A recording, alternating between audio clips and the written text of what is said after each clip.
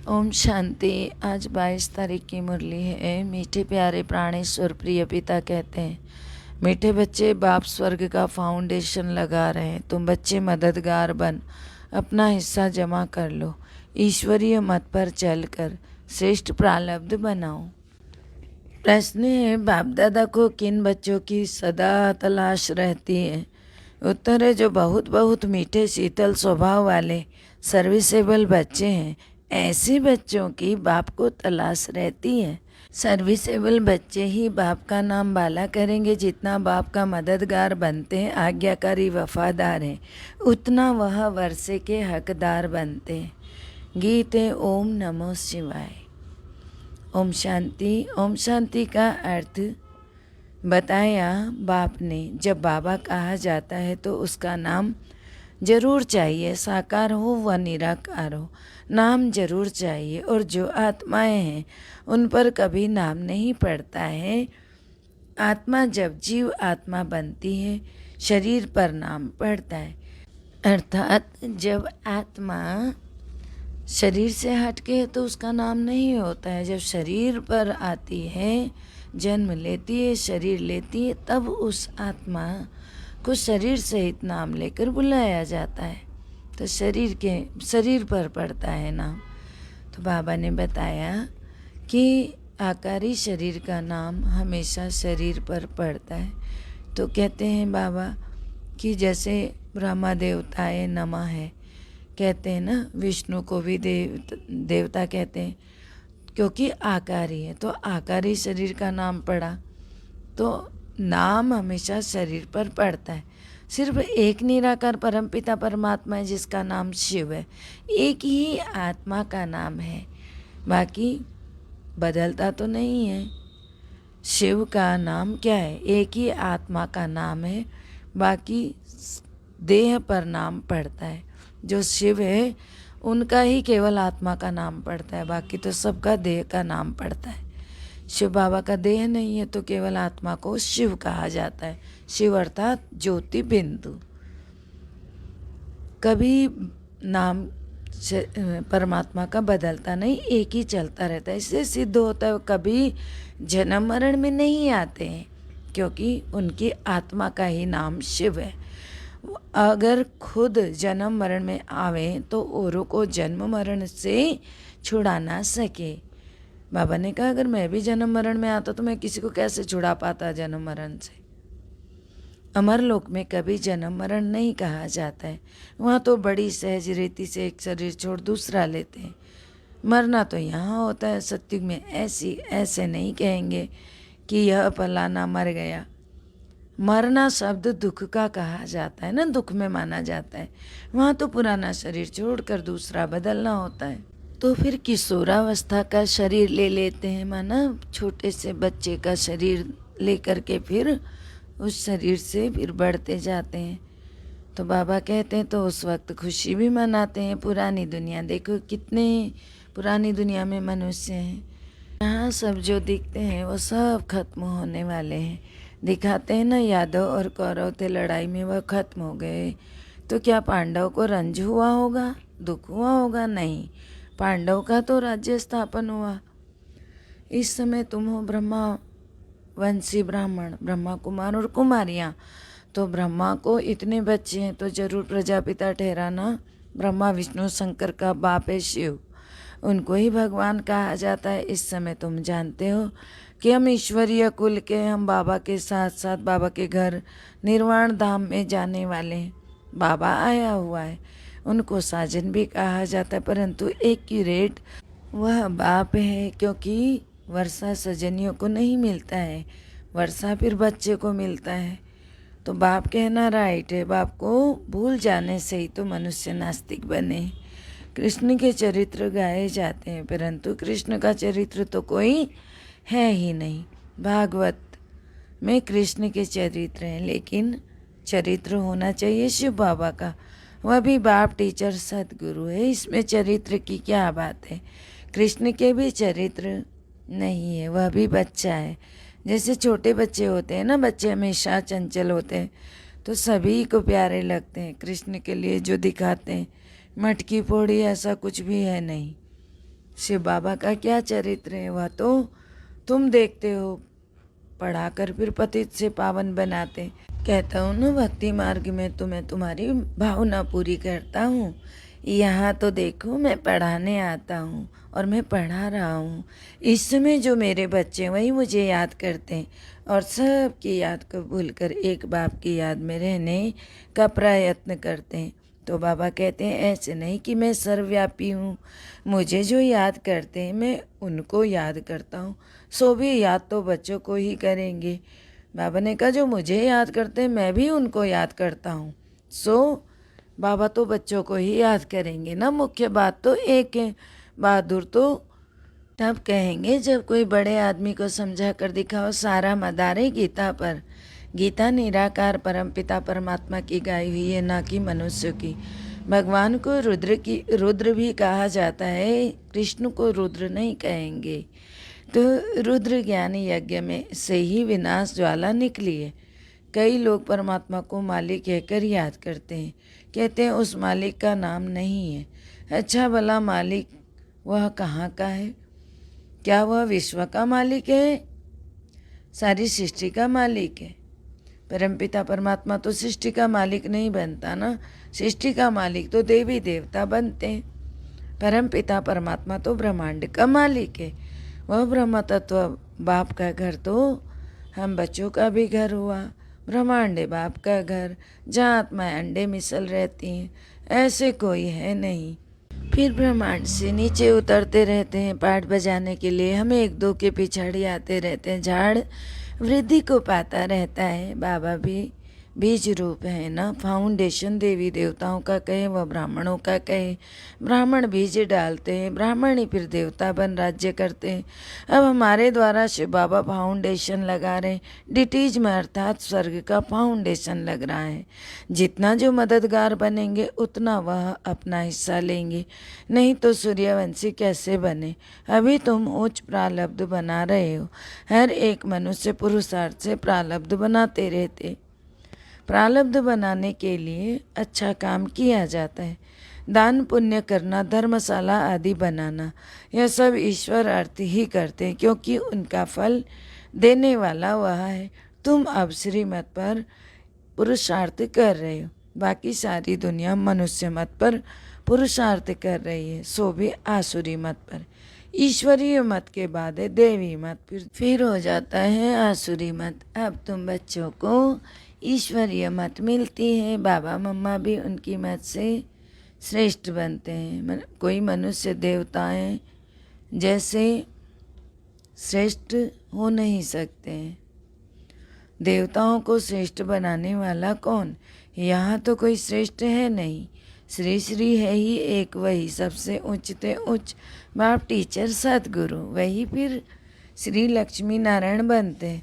बलराम को भी कहते हैं श्री सीता श्री राम, परंतु उनके पिछाड़ी ऐड हो जाता है क्षत्रिय चंद्रवंशी व लक्ष्मी नारायण तो 16 कला संपूर्ण। सूर्यवंशी देवता कुल, राम सीता पिछाड़ी श्री राम श्री सीता, परंतु उनके पिछाड़ी ऐड होगा क्षत्रिय चंद्रवंशी घराना। वह लक्ष्मी नारायण वह क्षत्रिय, वह 16 कला संपूर्ण, वह 14 कला संपूर्ण। तो 2 कला कम हुई ना, तो 14 कला वाले की 2 कला कम हुई, सो तो होना ही है जरूर। फिर मनुष्य यह नहीं जानते कि सृष्टि गिरती कला सृष्टि की होती है। 16 कला से 14 कला हुई तो डिग्रेड हुई ना। तो इस समय तो देखो बिल्कुल डिग्रेड है। यह है रावण संप्रदाय, रावण राज्य है ना। रावण मत को रावण राज्य कहा जाता है, आसुरी मत कहा जाता है। सब पतित हैं पावन, तो कोई इस पति दुनिया में हो नहीं सकता है। भारतवासी जो पावन थे ना वही फिर पतित बने, तो फिर उन्हों को ही मैं आकर पावन बनाता हूँ। पतित पावन कृष्ण नहीं गाया जाता ना। चरित्र की बातें पतित पावन एक परमपिता परमात्मा को ही कहेंगे, पिछाड़ी में सब कहेंगे ओहो प्रभु आपकी गतमत न्यारी है, आपकी रचना कोई भी नहीं जानते। सो तो अब तुम जान गए हो। यह ज्ञान बिल्कुल नया है। नई चीज जब निकलती होती है तो पहले थोड़ी होती है, फिर बढ़ती जाती है। तुम भी पहले एक कोने में पड़े थे, अब देश देशांतर को वृद्धि पाते रहेंगे। राजधानी स्थापन जरूर होनी है। मूल बात तो यह सिद्ध करनी है कि गीता का भगवान श्री कृष्ण नहीं है। वर्षा तो बाप ही देंगे ना, कृष्ण नहीं देंगे वर्षा। लक्ष्मी नारायण भी अपने बच्चों को वर्षा देंगे, वह भी यहाँ पुरुषार्थ की प्रारब्ध उनको मिलती है। सतयुग त्रेता में बेहद का वर्षा है, गोल्डन सिल्वर जुबली मनाते हैं। यहाँ तो एक दिन मनाते हैं, हम तो 1250 वर्ष गोल्डन जुबली मनाते हैं, खुशियाँ मनाते हैं ना, माला माल बन जाते हैं तो अंदर में बड़ी खुशी रहती है। ऐसे नहीं सिर्फ बाहर से बत्तियाँ आदि जलाते हैं, स्वर्ग में हम बिल्कुल संपत्तिवान, बहुत सुखी भरपूर होते हैं। देवता धर्म जैसा सुखी और कोई भी नहीं। फिर सिल्वर जुबली आदि को भी समझते नहीं हैं कुछ भी पूरा उस। तो अभी तुम आधा कल्प की जुबली मनाने के लिए बाप से वर्षा पा रहे हो। तो मुख्य बात तुम्हें यह समझने की है कि गीता का भगवान शिव है, उसने ही तो राजयोग सिखलाया था ना, सो भी फिर से सिखला रहे। सिखलाते ही तब है जब राजा ही है नहीं, प्रजा का प्रजा पर राज्य। एक दो की टोपी उतारने में देरी नहीं करते। तुम बच्चे उनकी मत पर चलने से सुखधाम के मालिक बनेंगे। ऐसे बहुत हैं जो ज्ञान को पूरा धारण नहीं करते, परंतु सेंटर पर आते जाते रहते।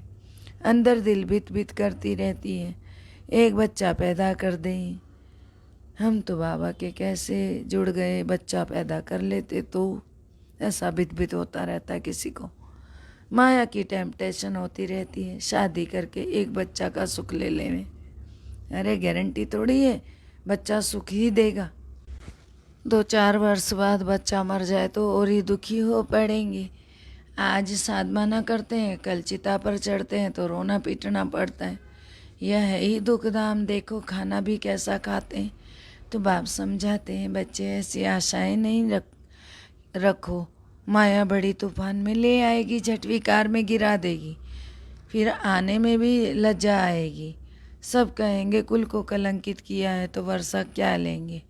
बाबा मम्मा कहते हो तो ब्रह्मा कुमार कुमारियाँ आपस में हो गए भाई बहन, फिर अगर विकारों में गिर पड़े तो ऐसे कुल कलंकित और ही 100 गुना कड़ी सजा खाएंगे और पद भी भ्रष्ट हो जाएगा। कोई तो विकार में जाते फिर बतलाते भी नहीं तो बहुत दंड के भागी बनते।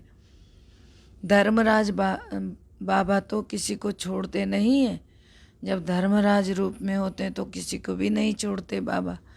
वो तो सजा खाते हैं, जेल भोगते हैं, लेकिन यहाँ वालों के लिए तो बड़ी कड़ी सजा है। साधारण लौकिक लोगों का तो जेल वगैरह है, ये सजा है, लेकिन जो बाबा का बन के जो उल्टे काम करता है उसकी सज़ा बहुत ज़बरदस्त है। ऐसे भी सेंटर्स पर बहुत आते हैं, बाबा समझाते हैं कि ऐसे काम नहीं करो। कहते तो हैं हम ईश्वरीय औलाद है, और फिर विकार में जाना हो या तो अपना ही तो सत्यानाश करना है। कोई भी भूल हो तो झट बाप को बता दो। विकार विगर रह नहीं सकते हो तो यहाँ नहीं आओ। बाबा से मिलन मनाने मधुबन तक पहुँच जाते हैं। तो बाबा ने कभी हक नहीं दिया है विकार में जाने वालों को मधुबन में जाकर सेवा करें, सेवाधारी बने। बहुत सारी बहनें ले जाती हैं छल कपट से, लेकिन बहनें जो ले जाती हैं वो भी गिरेंगी, और जो जा रहे हैं उनका वो तो गिरे ही पड़े। ले जाने वाले को भी बहुत ज़्यादा पाप है, नहीं तो वायुमंडल खराब हो जाता है बाबा के यहाँ। तुम बीच में कोई बगला व अशुद्ध खाने वाला बैठे तो कितना खराब लगेगा। बाबा कहते हैं ऐसे को ले आने वाले पर भी दोष आ जाता है। दुनिया में ऐसे सत्संग तो बहुत हैं, जाकर वहाँ भक्ति करें। जाओ, फिर यहाँ नहीं, यहाँ के लायक नहीं हो तो वहीं जाओ। भक्ति के लिए हम मना नहीं करते। भगवान आते हैं पवित्र बनाने, पवित्र वैकुंठ का वर्षा देने के लिए। फिर बाबा ने कहा कि बाबा कहते हैं सिर्फ बाबा और वर्षे को याद करो बस, और खान पान के परहेज की युक्तियाँ भी बताते हैं। परहेज के लिए बहुत प्रकार की युक्तियाँ भी रख सकते हैं। तबीयत ठीक नहीं तो डॉक्टर ने मना की है। अच्छा, ये बोलो कि भाई डॉक्टर ने मना किए, तबीयत ठीक नहीं रहती है, इस तरह बचा जा सकता है ना खाने से कोई भी बुरी चीज़। ना खाएं, युक्ति तो बहुत है, लेकिन जब खुद का ही मन जाता होगा तो कैसे बचेंगे। अच्छा, अब आप कहते हो तो हम फल ले लेते हैं, ऐसे बोल के अपना बचाव कर ले, बाबा ने कहा। ऐसा कहना कोई झूठ थोड़ी है। बाप मना नहीं करते हैं ऐसे बच्चों को, तलाश में बाबा है जो सुधर सके, जो बिल्कुल मीठे हो और पुराना स्वभाव नहीं होना चाहिए, सर्विसेबल, वफादार, फरमान बरदार हो। अच्छा, मीठे मीठे सिखलते बच्चों प्रति माता पिता बाप दादा का याद प्यार और गुड मॉर्निंग। रूहानी बाप की रूहानी बच्चों को नमस्ते। हम रूहानी बच्चों की रूहानी बाप दादा को दिल व जान से सिख व प्रेम से याद प्यार नमस्कार good morning diamond morning Om Shanti. धारणा है पहला, इस मायावी दुनिया में हर बात में सुख है, इसलिए इस पुरानी दुनिया में कोई भी आस नहीं रखनी। बल माया के तूफान आए लेकिन कभी भी कुल कलंकित नहीं बनना है। दूसरा है खान पान की बहुत परहेज रखनी है।